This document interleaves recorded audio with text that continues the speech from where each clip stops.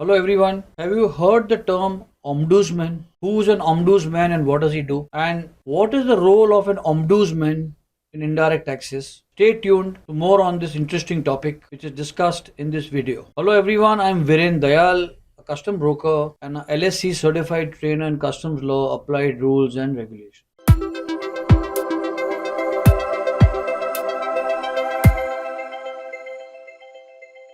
For latest updates, subscribe to our channel and press the bell icon.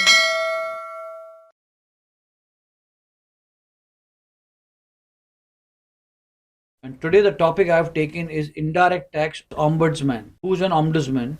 Let us discuss. It's a Swedish word and it means a legal representative appointed by the government to look into the complaints of the citizens and to redress genuine complaints and pass awards and ensure that whatever work has been stuck is completed by the concerned central government employee. So the indirect tax ombudsman guidelines were issued by CBIC in 2011. So the concept of ombudsman is quite old, and earlier in banking insurance company, the role of ombudsman was very evident, and many complaints were addressed to him to seek remedies and redressal of various complaints. Let us now see the guidelines in this regard. Who appoints the ombudsman for customs matters? So it's appointed by the central government, but on the recommendation of chairman CBIC, member personnel and vigilance, and secretary department of revenue. These three jointly recommend the appointment of an ombudsman to the central government, and accordingly an ombudsman is appointed. The tenure of appointment is for 2 years or up to the age of 63, whichever is earlier. So once an ombudsman has been appointed, what are the work related areas which he needs to carry out? We need to know. The ombudsman can hear complaints of an officer of customs not below the rank of an appraiser or a superintendent of customs or central excise. And if the complaint is against an officer below the rank of a appraiser or a superintendent of customs or central excise,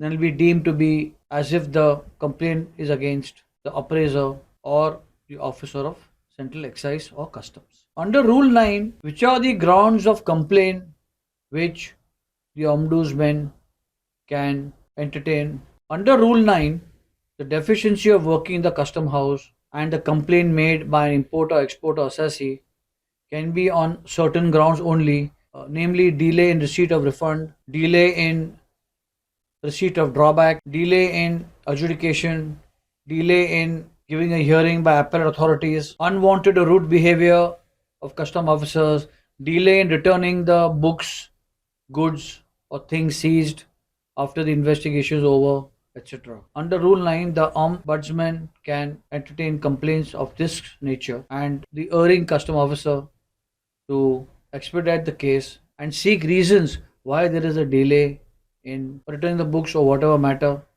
which is covered under Rule 9. A complaint must be settled within 1 month of the receipt of the same by the ombudsman or extended period, and should be after giving a reasonable opportunity of both the parties to argue and put forward their viewpoints. The ombudsman will pass an order, or rather pass an award, by not only expediting the case but will also pass an award of a monetary compensation rupees 5,000, which will be taken from the consolidated fund of the government of India. So these guidelines have been in force for the ombudsman since about 2011 and are of a binding nature on part of the erring custom officers to carry out the duties which they were supposed to carry it out, and the award remains final.